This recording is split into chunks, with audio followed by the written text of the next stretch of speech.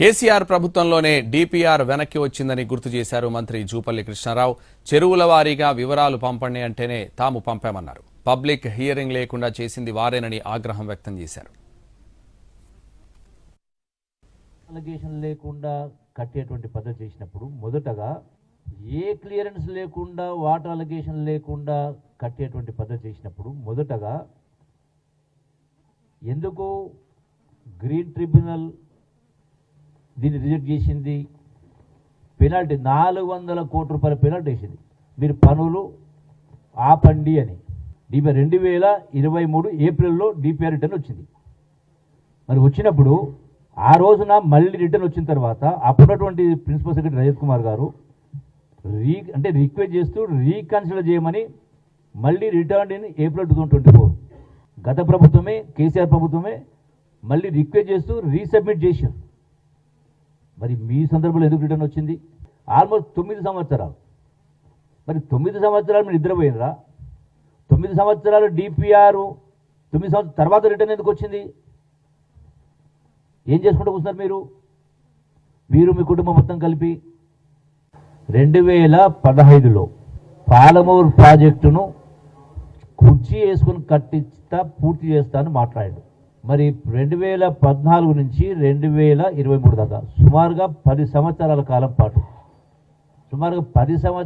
కాలం పాటు పరిపాలన చేసిన తర్వాత రాష్ట్రంలో 8 లక్షల కోట్ల అప్పు చేసిన తర్వాత కూడా ఎక్కడ కూడా ఒక ఎకరానికి నీళ్లు ఇవ్వకపోగా, మెయిన్ కెనాల్స్ కూడా పూర్తి కాకపోగా, అసలు పొలాలకు నీళ్లు ఇవ్వాలంటే కాలువలు మంజూరు కావాలా, దానిలో రిజర్వాయర్లో ఒక మోటార్ రాజేసి కొన్ని నీళ్లు పోసి జాతికి అంకితం చేస్తున్నాడు పాలమూరు ప్రాజెక్టును. అంటే ఇంతకంటే దిగజారుడుతనం ఉంటుందా? అసలు బయటికి రావడానికి కారణం తెలుసా? గడచిన 2 సంవత్సరాల కాంగ్రెస్ రేవంత్ రెడ్డి గారి ముఖ్యమంత్రి గారి నాయకత్వంలో పరిపాలనలో బీఆర్ఎస్ పార్టీ మొత్తం కండలన్నీ కరిగిపోయినాయి. బీఆర్ఎస్ పార్టీ తోలు మాత్రమే మిగిలింది. ఆ ఉన్న తోలు రక్షించుకోవడానికి తోలు తీస్తానని మాట్లాడుతున్నాడు. ఎందుకు? మొన్న జరిగినటువంటి జూబ్లీహిల్స్ ఉప ఎన్నికలో కేటీఆర్ ఏం మాట్లాడిండు? జూబ్లీహిల్స్ ఉప ఎన్నిక రెఫరెండం అన్నాడు. 2 సంవత్సరాల కాంగ్రెస్ పరిపాలనకు, రేవంత్ రెడ్డి పరిపాలనకు రెఫరెండం అన్నాడు. అంటే ప్రజలు ఆ ప్రజాభిప్రాయం చెప్పబోతా ఉన్నారు, ప్రజల తీర్పు చెప్పబోతా ఉన్నారు. పాలమూరు ప్రాజెక్టు కాదు, గాడిగుడ్డు కాదు, ఇంకోటి ఏమీ కాదు.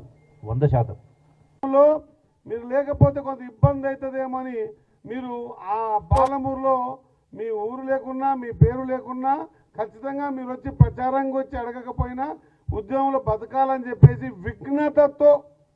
విఘ్నతతో పాలమూరు ప్రజలు మిమ్మల్ని ఎంపిక గెలిపించిన సందర్భంని కూడా గుర్తుపెట్టుకోకుండా పాలమూరు మీద కపట ప్రేమ చూపించి పాలమూరుకి మరి తమ 9 సంవత్సరాల అధికారంలో ఉన్నప్పుడు ఎక్కడెక్కడైతే డబ్బులు ఇన్వెస్ట్మెంట్ చేస్తే తొందరగా త్వరితగతిగా ఇన్ క్యాష్ అయ్యి పైసలు జమ చేసుకునే పని మాత్రమే ముట్టుకొని నేను జాతికి అంకితం చేసిన అని చెప్పి ఒక పంప్ హౌస్ని ఓపెన్ చేసి అదేదో అభూత కల్పన ఏదైతే ఇండ్ల మీద చూపించారో అదే మాదిరిగా ప్రాజెక్టు మీద చూపించి జాతికి అంకితం చేస్తాను అనేటప్పుడు ఎక్కడైనా చిన్నగా కూడా అనిపించలేదా మనసులో?